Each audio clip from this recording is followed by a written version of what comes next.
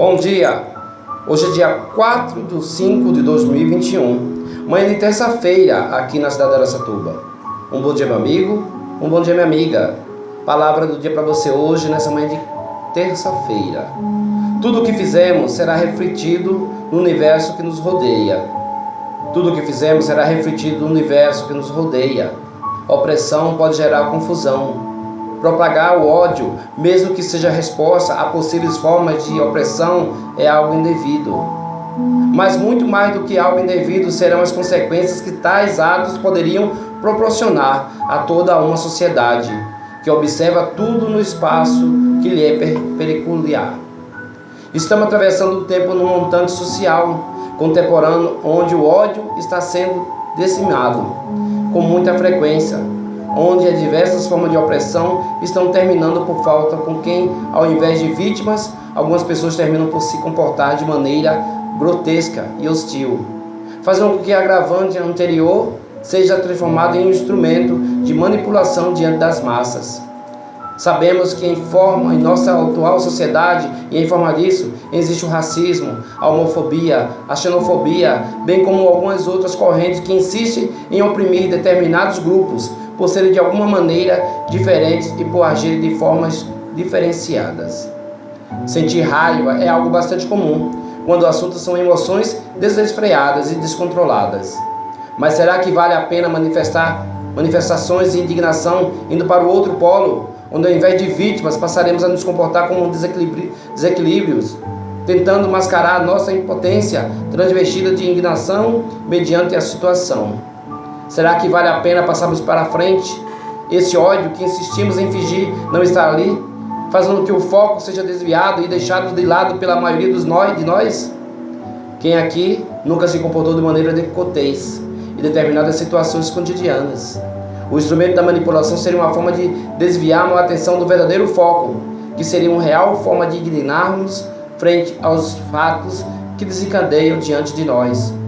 Em forma equivocada de denominação, fazer o que empurramos goela abaixo certos comportamentos, e mais do que isso, seria indevido aceitarmos o incorreto como sendo algo moral e aceitável. Vou citar um exemplo bastante corriqueiro, mas que acontece com muita frequência para a maioria de nós. É a nossa infância. Tínhamos muitas vezes o costume de manusear algumas situações em nosso benefício. Fazemos isso não porque erramos maus, mas sim porque éramos meio viabilizados, onde tínhamos vantagem diante de algumas situações. Se Pedrinho agride verbalmente Joãozinho, e Joãozinho em sua condição infantil protege-se, poderia tentar nesse interim oprimir Pedrinho, culpabilizando, passando a agredi-lo também verbalmente na tentativa de autodefesa, fazendo com que a situação se inverta, aproveitando-se da situação para tentar beneficiar a si próprio, onde ao invés de pregressar a vítima, esse passa a ser o dono da situação e vivenciada isso a menos aparentemente.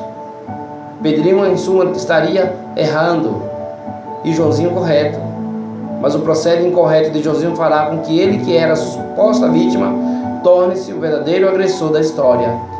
Essa seria a atitude de muitas pessoas na fase adulta.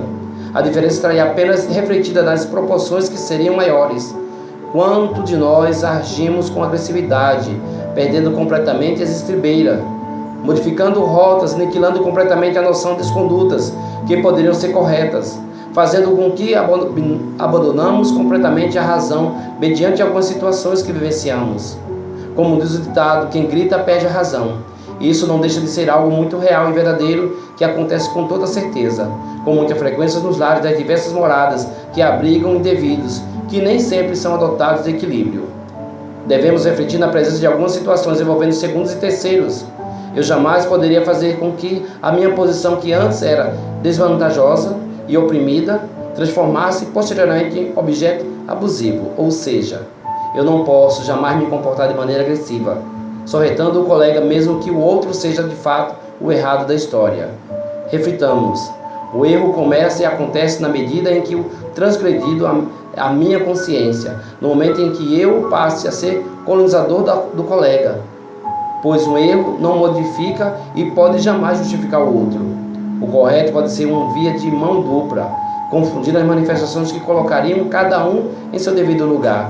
Se a segunda parte agisse de forma correta, é importante salientarmos que para ser de uma boa conduta, será necessário o amadurecimento do ego, infantilizando, passando para o posterior estágio, como diz todos os protagonistas de uma história. Mas não basta sermos protagonistas, precisamos modificar nosso comportamento em face de reivindicações que descontinuam para nós. Passamos a ser benevolentes ou menos equilibrados referente a fatos absurdos que nos acontecem.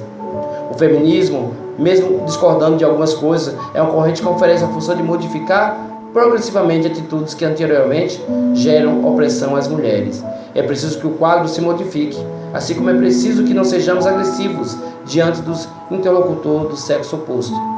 O que estou querendo dizer, simplesmente, não se permita ser indelicado diante de qualquer situação em que você encontra-se inserido por voz da razão. Pode ser facilmente se perder, fazendo com que a situação se modifique por completo, ausentando-se o direito de defender-se, sem que os fatos discordaram-se em seu benefício, ou melhor, do benefício que seria incorreto, como alterar velhos esquemas preconceituosos que sempre existirão em nossa sociedade.